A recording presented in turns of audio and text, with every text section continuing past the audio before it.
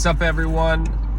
I wanted to talk about something that I've noticed in all of the most successful people that I've observed and that I've worked with.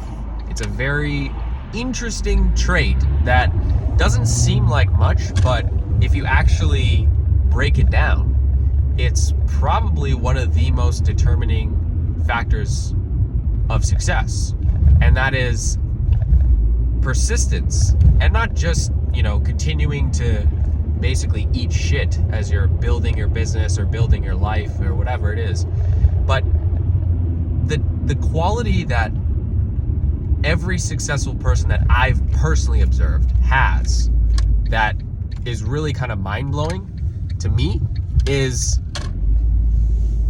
their ability to just not accept mediocrity, right? Like, if they don't get what it is that they want, they don't just give up. A lot of people just give up. It's like, hey, that thing that I really wanted hasn't come yet, or something came that's similar but is not quite what I wanted. Most people will just either tolerate and accept the nonsense, like accept what it is that they actually are wanting.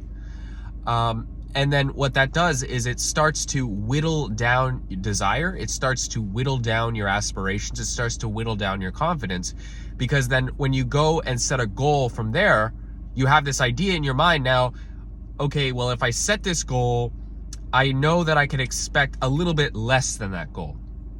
Versus the successful people that I've observed have this core trait that they will just not stop. They will not stop until exactly, or better, whatever their goal is. They will not stop until they get exactly what they want or better. And so in order to start building up that confidence, in order to start building up your self-esteem and start achieving more, you have to have this philosophy. You have to have this mentality, because you're just not going to make it if you don't. You're going to just accept whatever the world gives you, as opposed to saying, no, I want more, world. I want more, and I'm not stopping until I get that. And that's a huge difference. I see a lot of people when they're on the path to, achieving their dreams, or they're on the path to achieving their income goals, or they're on the path to achieving their relationships or their health, or whatever sort of journey they're on, whatever goals they have, whatever path they're on, wherever they're trying to go, they accept less than what they desire.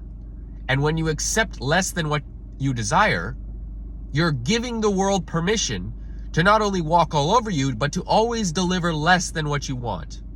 And that's a very bad habit to have.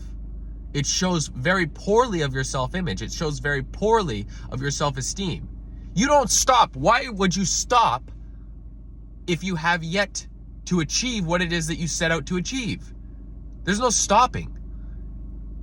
It's just next, right? Maybe you're on a sales call with a prospect that's very promising, and then they say, no, I can't do this right now. I can't afford it, whatever it is.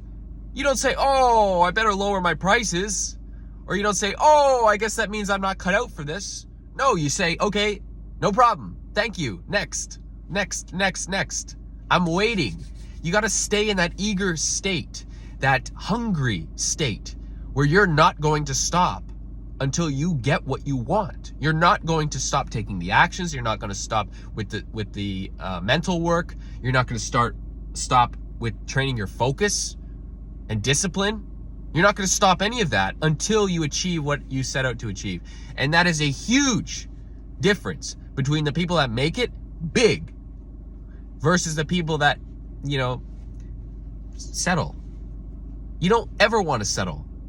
You want to get exactly what you want or better.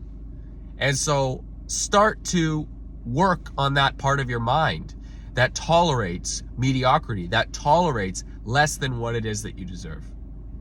And when you start doing that, the world, the universe, God, whatever you choose to put your faith in, I like to say God, some people get uncomfortable, oh well.